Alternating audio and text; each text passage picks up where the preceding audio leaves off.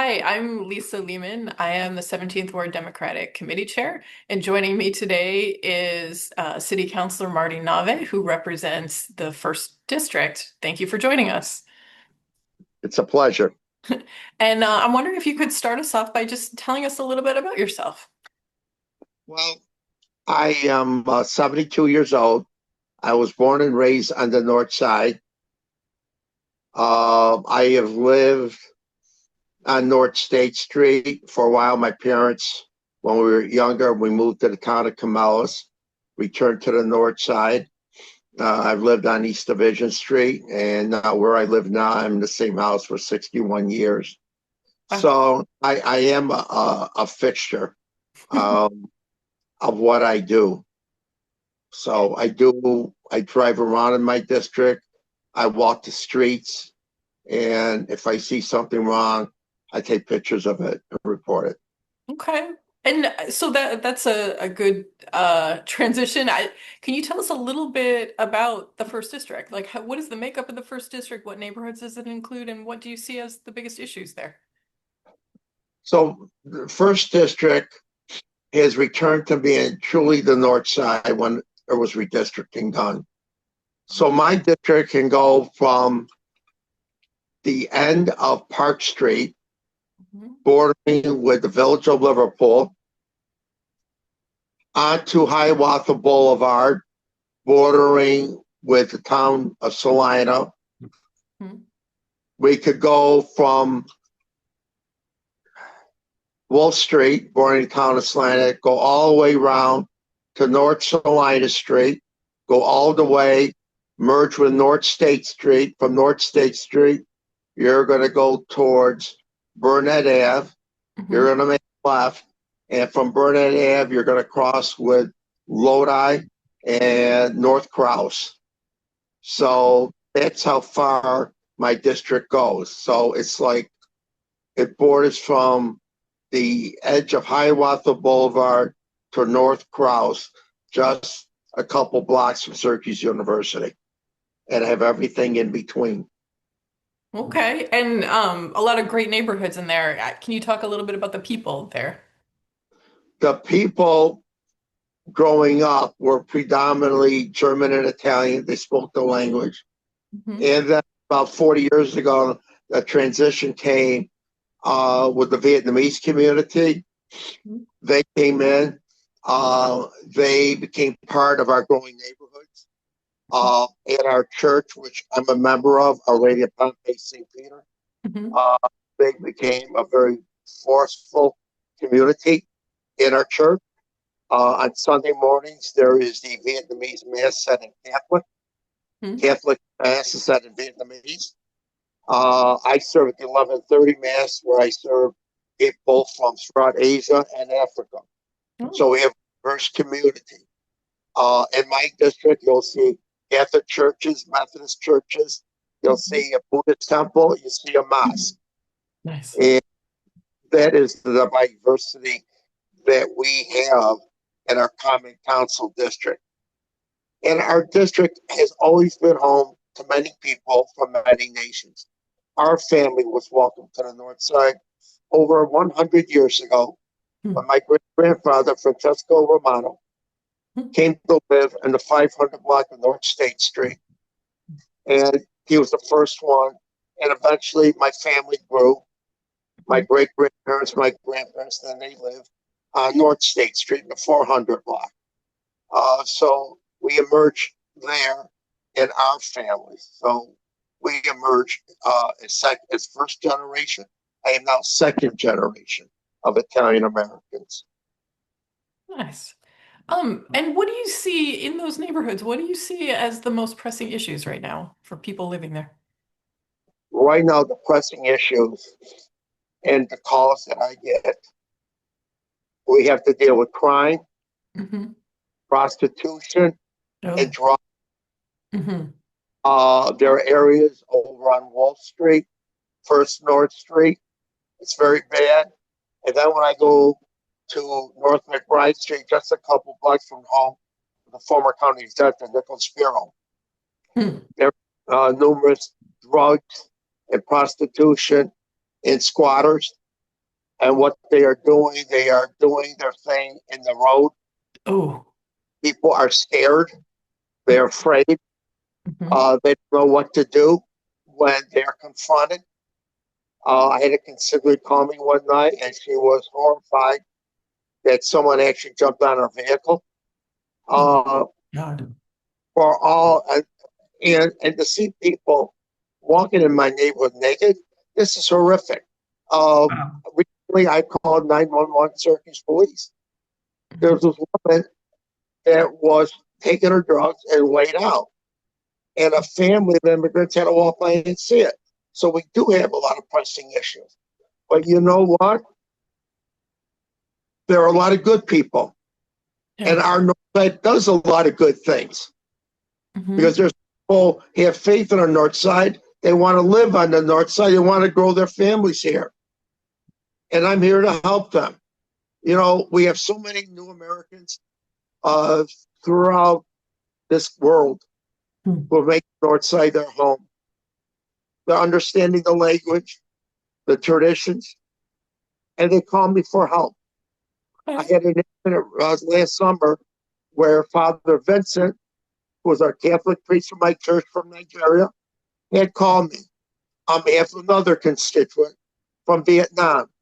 Hmm. And Father Vincent could not well understand what this person was saying, but three of us got together and we worked on it. Hmm. And this is one of the things I do as a common counselor. No American calls me, got Hmm. a parking ticket, Okay. and I'll go to court on their behalf because in one instant, this person from Ethiopia got a ticket, and an Italian immigrant got a ticket, but I didn't get it. And I went to the judge and I asked why. And I said, you know, I'm no different than anyone else. And it was outside the coffee shop. And she moved the ticket. So those are one of a couple of the things that I do help into America. And unfortunately, there's some people who can help me with the resources. But to imagine, Lisa, these are these people place their trust in me. They place their trust in me for help. And that's my job as a district councilor. Now, they might not do it, but I do. This is my responsibility. Okay. And as so there's a lot there. What like at base, what motivates you? What made you decide to run for city council in the first place, and what makes you run for re-election? I was motivated when I was 19 years old. Mhm. I graduated from Henniger High School. I had served on the student council at Grant Junior High for 3 years, student council at Henniger. When I was 19 years old, I took a great interest in local government. And one day, I was at the common council chambers, and I didn't like what one councilman said. And I got up and I spoke, and the common council president raised the gavel and said I was out of line. So I asked the councilman at large, I said, "Is what if I speak for the council?" So then Councilman Large Vincent O'Neill went to the president of the council, and Neil McCurd said, "What can I speak? Any objection?" And they go, "No." So I spoke my mind, and I remember being told, "Don't make a personal remark." Yes, Mr. President. But that was motivated. 19 years old. And I spoke again for the common council in 1972 common council by David Hughes. He's one of the speakers for the consumer code protection that the late was right for when they explained could speak and would begin. And I did. And I always thought that someday I could do this. Someday this is my goal. I mean, I received other accolades, which was fine.